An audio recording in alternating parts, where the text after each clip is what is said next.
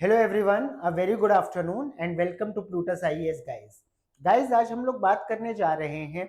हम लोगों को सिचुएशंस तो पता ही हैं कि लगातार एस्केलेशन हो रहा है पाकिस्तान की तरफ से, और इंडिया धीरे धीरे, इंडिया एंड पाकिस्तान एक फुल फ्लेश्ड वॉर की तरफ बढ़ रहे हैं।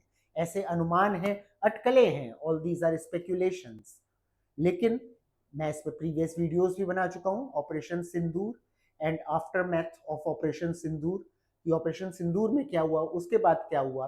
और अभी 2 दिन से हम लोग देख रहे हैं कि पाकिस्तान ने ड्रोन के थ्रू और कुछ मिसाइल्स के थ्रू इंडिया के सेवरल एयर बेसिस को भी टारगेट करने की कोशिश करी, जिसको कि बहुत सक्सेसफुली और कंट्रोल्ड मैनर में इंडियन आर्म फोर्सेस ने टैकल किया और उनके ड्रोन्स एंड मिसाइल्स को न्यूट्रलाइज कर दिया। रिटेलिएशन में इंडिया ने भी पाकिस्तान के 3 एयर बेसिस जो कि रावलपिंडी और आसपास के लोकेशंस में थे, उनको कंट्रोल्ड मैनर में टारगेट करके, जिससे कि सिविलियन लॉस ना हो, मिनिमम हो, जो कि हुआ भी नहीं, कोई सिविलियन कैजुअलिटी नहीं हुई है, जो कि इंडियन ऑफिशियल्स ने क्लेम किया। एक अटैक किया और उनके एयर बेसिस को डैमेज किया। लेकिन सबसे बड़ा क्वेश्चन ये आता है कि क्या पाकिस्तान इस कंडीशन में है इकोनॉमिकली कि वो इस वॉर को सस्टेन कर पाए? क्या वो एक फुल फ्लेश्ड वॉर झेल सकता है? क्या वो ये हिमाकत कर सकता है कि वो फुल फ्लेश्ड वॉर में एंटर कर जाए इंडिया के साथ? वो भी तब जब हम लोग जानते हैं कि इकोनॉमिकली पाकिस्तान किन चैलेंजेस को फेस कर रहा है। तो इसी एनालिसिस का ये वीडियो है, आइए इस चीज को देखते हैं। ओके, सो देखिए, सबसे पहले तो अगर इंडिया पाकिस्तान रिलेशन की बात करी जाए तो इसको समझना जरूरी हो जाता है। अगर आप पाकिस्तान की इकोनॉमिक फिजिबिलिटी को देखना चाहते हैं, की क्वेश्चंस हैं कि क्या पाकिस्तान इस वॉर को सस्टेन कर सकता है, इकोनॉमिक कॉस्ट क्या होगी पाकिस्तान के लिए। क्योंकि मैं आपको अगर एक डेटा बताऊं तो आने वाले 3 सालों में पाकिस्तान को $80 बिलियन का जो लोन उसने ऑलरेडी ले रखा है वो रिटर्न करना है। Yes guys, in next 3 years Pakistan has to pay back the loan of $80 billion जो उसने दुनिया से इकट्ठा कर रखा था, ये उसको पे बैक करना है। अब ये कहां से पे बैक करेगा, कहां से इंतजाम करेगा, क्या फिर से कहीं से लोन लेकर के आएगा इस लोन को मीट आउट करने के लिए, ये सब अपने आप में देखने वाली चीजें होंगी, जो कि हम लोग को पता चल जाएगा आने वाले 3 सालों में। लेकिन इतना लोन ऑलरेडी है, उसके बाद अब ये वॉर की कॉस्ट, क्योंकि वॉर कहने और सुनने में तो बहुत हल्की बात लगती है, लेकिन वॉर जो है वो एक बहुत बड़ा फाइनेंशियल स्ट्रेस होता है किसी भी कंट्री के लिए। अगर मॉडरेट टर्म्स में भी बात करें तो फुल फ्लेश्ड वॉर किसी भी कंट्री को पुशबैक कर देता है, पीछे धकेल देता है एटलीस्ट 20 to 30 years इकोनॉमिकली। तो क्या पाकिस्तान इस कंडीशन में है कि वो इस वॉर को सस्टेन कर पाए? तो देखिए, अगर करंट इकोनॉमिक ओवरव्यू लिया जाए पाकिस्तान का, तो प्रेजेंट जीडीपी पाकिस्तान की $375 बिलियन है, जो कि अप्रोक्सीमेटली 2024 की मैं आपको बात बता रहा हूं। इन्फ्लेशन जो है पाकिस्तान का, ये ऑल टाइम हाई है, डबल डिजिट्स में है। गाइस, डबल डिजिट में इन्फ्लेशन का मतलब ये होता है कि अगर मान लीजिए, जस्ट फॉर एन एग्जांपल, अगर पाकिस्तान में इन्फ्लेशन 10% है इससे भी ज्यादा 13% के आसपास, मैं 10% मान के चल रहा हूं, तो इन्फ्लेशन क्या करता है? इन्फ्लेशन करेंसी की वैल्यू को डिवैल्यू कर देता है, डिप्रिशिएट कर देता है। यानी कि पाकिस्तान में अगर 100 की बात करें, 100 पाकिस्तानी रुपी की, ठीक है, 100 पाकिस्तानी रुपी की वैल्यू अगर 2024 में 10% इन्फ्लेशन है, तो ये 100 पाकिस्तानी रुपी 2025 में 90 पाकिस्तानी रुपी के बराबर हो जाएंगे। रुपए की कीमत घट जाएगी। कैसे रुपए की कीमत घट जाएगी, करेंसी की वैल्यू कैसे घट जाएगी?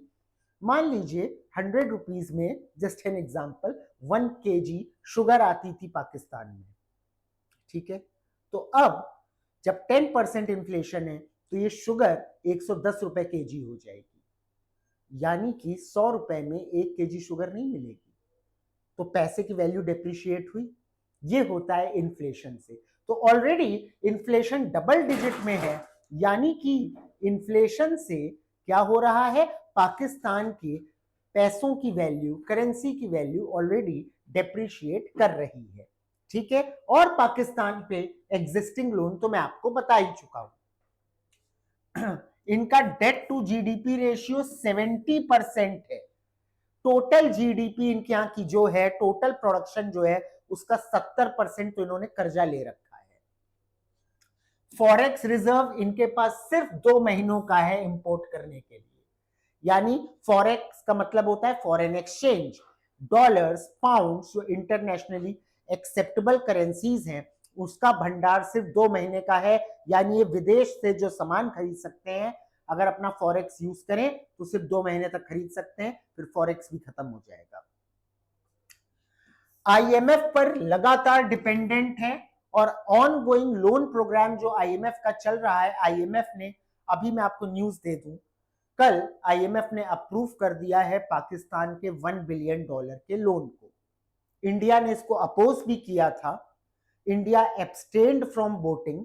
इंडिया क्यों एब्सटेन किया, इंडिया ने नो क्यों नहीं वोट किया, ये बातें हम नेक्स्ट वीडियो में डिस्कस करेंगे। लेकिन $1 बिलियन का लोन ऑलरेडी आईएमएफ ने अप्रूव कर दिया है, ये भी पाकिस्तान को मिलेगा। ये टोटल लोन $8 बिलियन का था, जिसका काफी हिस्सा पाकिस्तान ले चुका है, क्योंकि आईएमएफ एक बार में पैसा नहीं देता है, वो किस्तों में, इंस्टॉलमेंट में पैसा देता है। तो ये $1 बिलियन की भी इंस्टॉलमेंट अप्रूव हो गई है। ठीक है, वो हम लोग अगले वीडियो में देखेंगे। लेकिन पाकिस्तान अपने प्रोग्राम्स करने के लिए, इकोनॉमिकली सस्टेन करने के लिए आईएमएफ और वर्ल्ड बैंक पे इस टाइम काफी रिलाय कर रहा है। अगर पाकिस्तान के मिलिट्री एक्सपेंडिचर की बात करी जाए, तो ये मैंने मिलिट्री एक्सपेंडिचर बाकी कंट्रीज का दिखा रखा है, जिससे आपको एक रिलेटिव आइडिया मिल सके कि पाकिस्तान कहां स्टैंड करता है।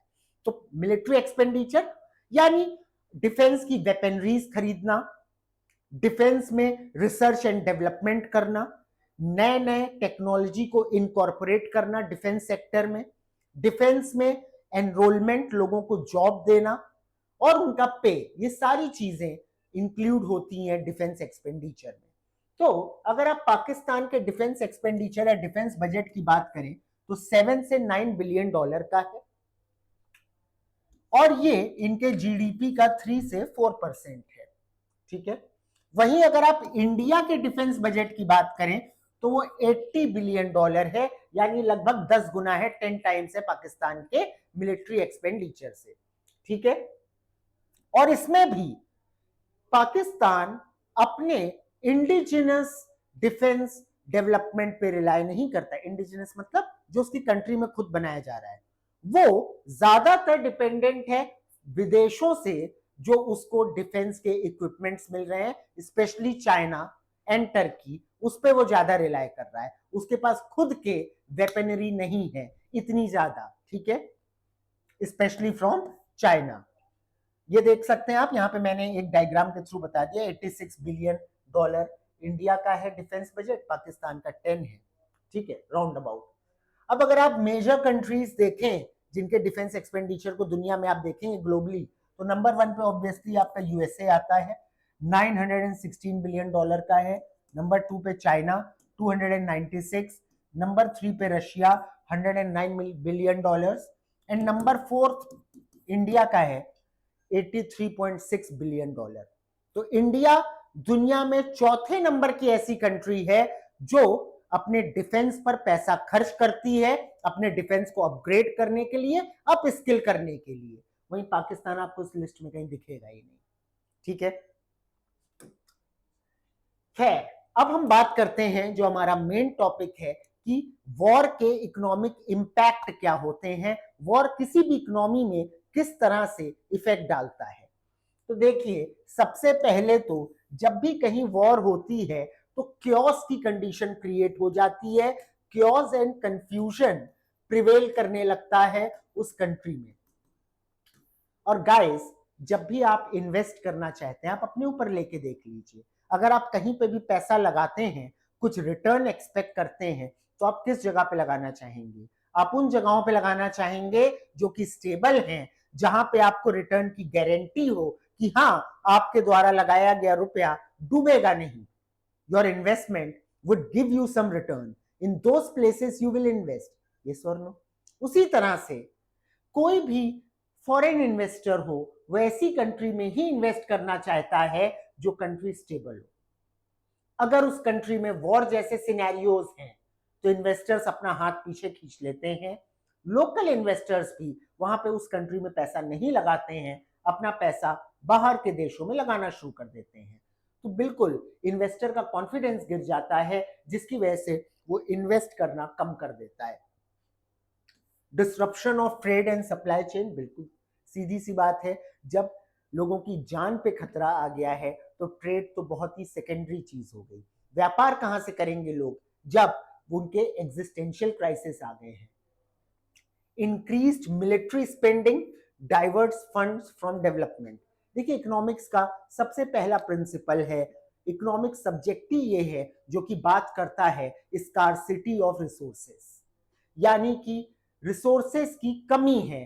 किसी भी इकोनॉमी को आप ले लीजिए, यूएसए को भी ले लीजिए, सारी इकोनॉमीज के पास रिसोर्सेज लिमिटेड हैं। मैन पावर लिमिटेड है, लैंड लिमिटेड है, मिनरल्स लिमिटेड हैं, हर चीजों की सीमित व्यवस्थाएं हैं।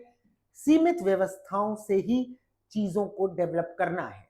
तो अगर कोई कंट्री वॉर पे जा रहा है, युद्ध पे जा रहा है, तो अपनी रिसोर्सेस का इस्तेमाल वो वॉर के लिए करेगा, युद्ध के लिए करेगा। और रिसोर्सेस तो सीमित हैं। मान लीजिए 100 रिसोर्सेज हैं, जिसमें कि 60 आपने वॉर के लिए लगा दी, तो डेवलपमेंट के लिए तो 40 बची ना। तो यानी कि डेवलपमेंट भी प्रभावित होता है, वो यहां पर स्टैग्नेंट होता है या रुक जाता है। स्टैग्नेंट मतलब या फिर वो नीचे गिरने लगता है, डेक्लिनेशन आ जाता है।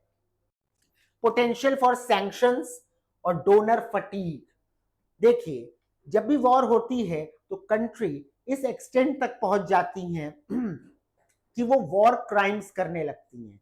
और अगर कंट्री वॉर क्राइम्स करने लगेंगी तो जो इंटरनेशनल जिनेवा कन्वेंशन वगैरह के तहत जो लॉस फ्रेम है, रूल्स फ्रेम है वॉर के, वो उनको वायलेट करेंगी। जब वो उनको वायलेट करेंगी तो ऑब्वियसली इंटरनेशनल कम्युनिटी उन पे सेवरल सैंक्शंस लगाएगा, और जो उनको पैसे दिए जा रहे थे, डोनेशंस दिए जा रहे थे, ग्रांट्स दिए जा रहे थे, उसमें भी रुकावट देखने को मिलेगी।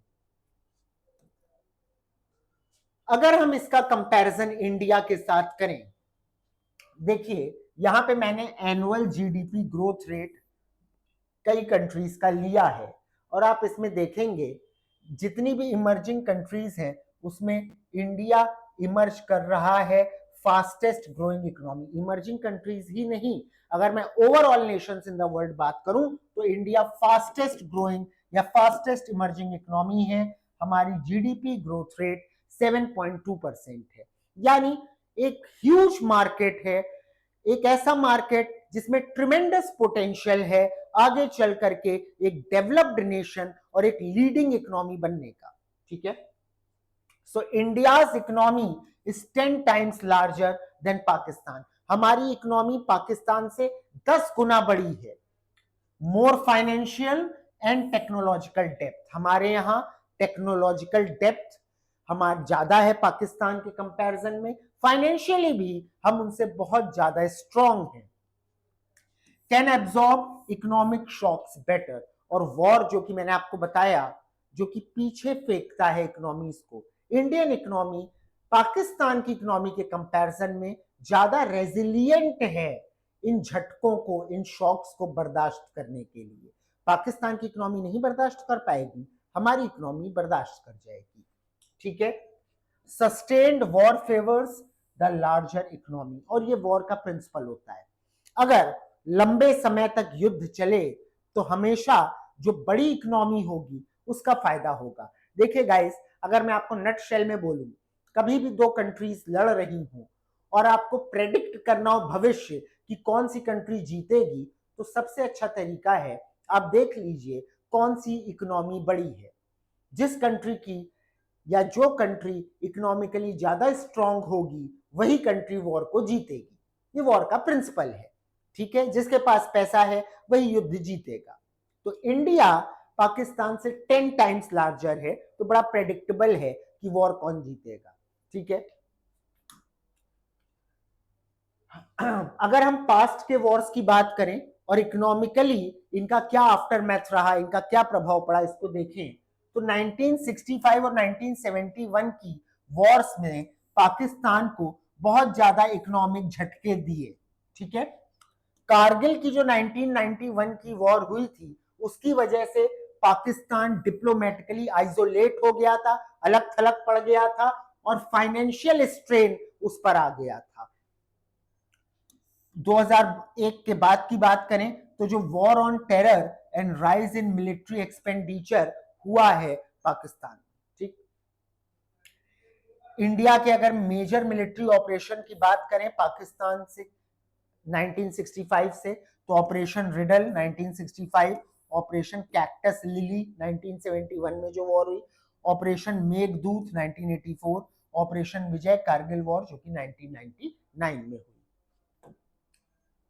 इंटरनेशनल फैक्टर्स क्या है यहां पर, तो देखिए रोल ऑफ आईएमएफ, जो कि मैंने आपको बताया अभी कल ही आईएमएफ ने $1 बिलियन की फंडिंग और एक्सटेंड करी है पाकिस्तान को। चाइना जो कि पाकिस्तान को weaponries, not it's open secret, weaponries provide कर रहा है। एक्चुअली बात यह है कि चाइना जो भी डिफेंस इक्विपमेंट्स डेवलप करता है उनमें से कोई भी वॉर टेस्टेड नहीं है। तो चाइना पाकिस्तान को प्रॉक्सी की तरह यूज कर रहा है, अपने वेपनरीज को पाकिस्तान को सप्लाई करके रियल टाइम यूज देख रहा है उन वेपनरीज का कि वो कितना सस्टेन कर पाती है। Gulf states in financing Pakistan, जो गल्फ नेशंस हैं क्या वो पाकिस्तान को फाइनेंस करेंगे, क्या वो पाकिस्तान की हेल्प करेंगे, ये भी देखने वाली बात है। Strategic pressure from global powers to avoid escalation, इस वॉर में फैक्टर ये भी है कि जो ग्लोबल पावर्स हैं वो कितना प्रेशर डालेंगी पाकिस्तान पे कि वो इस वॉर को एस्केलेट ना करे। Economic fragility limits prolonged conflict, अगर ये संघर्ष, ये युद्ध ज्यादा लंबे समय तक चल जाता है या फुल फ्लेश्ड वॉर हो जाती है तो जो इकोनॉमिक फ्रेजिलिटी है, कमजोरी है पाकिस्तान की, पाकिस्तान इकोनॉमिकली कमजोर है, गरीब है, वो उसके अगेंस्ट आ जाएगा, वो सस्टेन नहीं कर पाएगा वॉर को। अपॉर्चुनिटी कॉस्ट ऑफ वॉर देखें, अपॉर्चुनिटी कॉस्ट का मतलब क्या होता है दोस्तों, अपॉर्चुनिटी कॉस्ट एक इकोनॉमिक टर्म है, इसका मतलब होता है the next best opportunity lost. यानी कि अगर फॉर एग्जांपल आप यहां पर मेरा वीडियो देख रहे हैं तो इसकी जगह आप और क्या कर सकते थे, आप किसी रेस्टोरेंट में जाकर के बर्गर खा सकते थे, आप इसकी जगह कोई कॉमिक रील देख सकते थे, लेकिन आपने इन चीजों को छोड़ा मेरा ये वीडियो देखने के लिए। तो मेरा वीडियो देखने की अपॉर्चुनिटी कॉस्ट क्या हुई कि आपने कॉमिक रील नहीं देखी, ठीक है, वो आप नहीं कर पाए, तो अपॉर्चुनिटी कॉस्ट है वो। तो पाकिस्तान अगर युद्ध करेगा, वॉर होगी, तो कहां नुकसान होगा, इंडिया भी वॉर करेगा, तो मैंने आपको बताया रिसोर्सेस लिमिटेड है, तो रिसोर्सेस अगर वॉर में लगेंगी तो किन किन चीजों पे नुकसान होगा या क्या क्या चीजें नहीं कर पाएंगे। तो पहली है एजुकेशन पे कम खर्चा होएगा, हेल्थ सेक्टर की बात कर लीजिए, हॉस्पिटल्स वगैरह बनाए जा सकते थे उन पैसों से जो कि नहीं बनेंगे, इंफ्रास्ट्रक्चर पे ध्यान दिया जा सकता था, रोड्स बन सकती थी, लॉजिस्टिक्स पे ध्यान दिया जा सकता था, हाईवेज वगैरह बन सकते थे, वो पैसा यहाँ वॉर में खर्च होएगा। लॉस ऑफ फॉरेन इन्वेस्टमेंट, जो विदेशों से पैसा आता है, जो विदेशी पैसा इन्वेस्ट करते हैं, जो कि एफडीआई है फॉरेन डायरेक्ट इन्वेस्टमेंट, एफआईआई है फॉरेन इंस्टीट्यूशनल इन्वेस्टमेंट, ये एफडीआई एफआईआई पे मैंने ऑलरेडी वीडियोस बना रखे हैं इकोनॉमिक्स के, आप उनको देख सकते हैं। इनका लॉस होएगा, लोग, मैंने आपको पहले बताया, इन्वेस्टर्स उस जगह पे इन्वेस्ट करना चाहते हैं जहां पे स्टेबिलिटी हो, वॉर जैसी कंट्रीज पे इन्वेस्टर्स इन्वेस्ट नहीं करते, उन्हें डर लगता है कि उनका पैसा ना डूब जाए। ठीक है, long term damage to human capital, लोगों की जो जान जाएगी वो, क्योंकि ह्यूमन भी एक कैपिटल है, एंड इकोनॉमिक स्टेबिलिटी। ठीक है, ये सारी चीजें हैं जो कि वॉर की वजह से लॉस में जाएंगी, अपॉर्चुनिटी लॉस्ट होगी। ठीक है, क्या वेरिएबल्स हैं जो अपॉर्चुनिटी कॉस्ट को डिसाइड करते हैं, देखिए मॉनेटरी वैल्यू, पैसे का लॉस, समय, रिसोर्सेस, ठीक है, benefits and return, satisfaction and quality of life. उसके बाद अगर मैं इसके कंक्लूजन की बात करूं तो Pakistan is economically not in a position to afford full scale war. इसीलिए हम देख रहे हैं पाकिस्तान इनिशिएशंस कर रहा है, एक्टिविटीज कर रहा है, but even Pakistan is being precautionary, जो कि अभी तक देखने में समझ में आ रहा है। आगे का कोई भरोसा नहीं, क्योंकि पाकिस्तान जैसी कंट्री, पाकिस्तान जैसा स्टेट बड़ा ही डिस्टेबल स्टेट है। यहाँ पर कोई एक सेंटर ऑफ पावर नहीं है। आर्मी अपने आप को सेंट्रल पावर समझता है और वहीं प्राइम मिनिस्टर अपने आप को सेंट्रल पावर समझते हैं। पावर यहाँ पे बहुत ही डिसेंट्रलाइज्ड है, डिस्टेबलाइज्ड है। तो आगे का कुछ भरोसा नहीं, लेकिन अभी देख के ऐसा लग रहा है कि पाकिस्तान खुद फुल स्केल वॉर में नहीं जाएगा, क्योंकि वो इकोनॉमिकली उसके लिए वायबल ही नहीं होगा, वो झेल नहीं पाएगा। Even limited military engagements cause financial stress.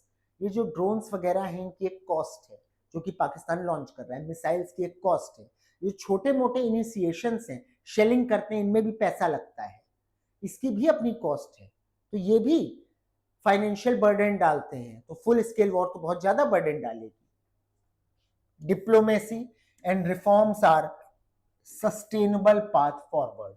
आगे का रास्ता क्या है, किन चीजों को रोका जाए, डिप्लोमेट टॉक्स हो, कुछ ढंग के पैक्ट्स हों जिससे आगे ऐसी चीजें ना हो, पाकिस्तान ऐसी गतिविधियां आगे ना करे।